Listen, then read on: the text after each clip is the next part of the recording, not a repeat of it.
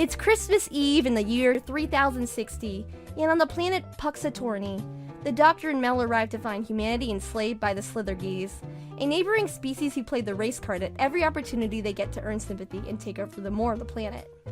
This all leads to an extremely wibbly-wobbly, timey-wimey storyline that makes Blink look like a simple children's story.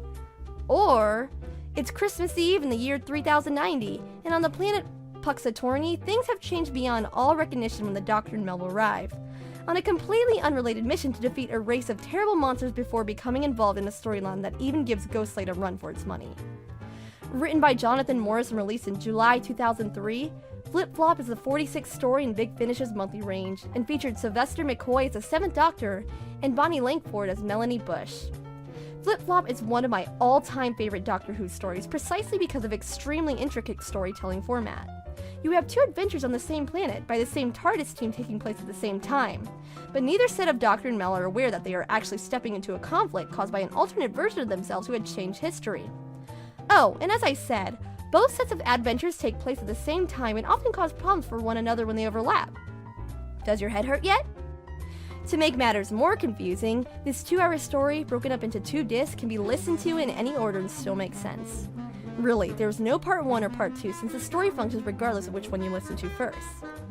Given all this, I have to give a special shout out to Jonathan Morris, who probably had to be high, drunk, and spiritually enlightened all at once in order to write this story.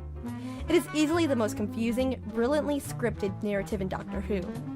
Flip Flop works brilliantly as a standalone story with a self-contained, almost filler plotline at the same time highlighting how complicated time travel can really be.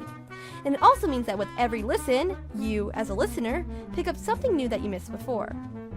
The villains for this piece, Slithergeese, are really freaking annoying. They are not evil, just petty and blind. They threaten people with war, but play the victim every time something happens that they don't like. They are really despicable, and even with just one scene with them, you outright hate them and you want them to get their just desserts. Rarely before has Doctor Who made me want to reach out and strangle a baddie with my own bare hands the way I wish I could do to the Slithergeese. I suppose you can say it's a political statement on how the world seems to be listening to minorities who bitch and moan when things don't go their way, until they finally get what they want. Then I go on to ask for more.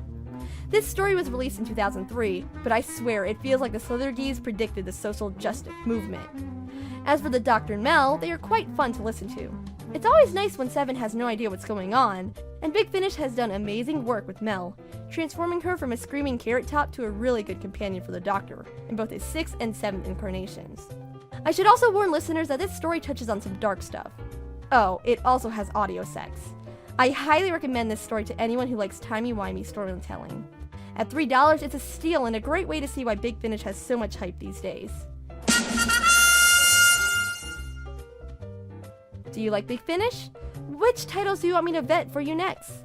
Let me know in the comment section, and don't forget to smash that like button if you enjoyed the video. Subscribe to the channel for more reviews, or follow me on Patreon if you want to show your support that way. Until next time.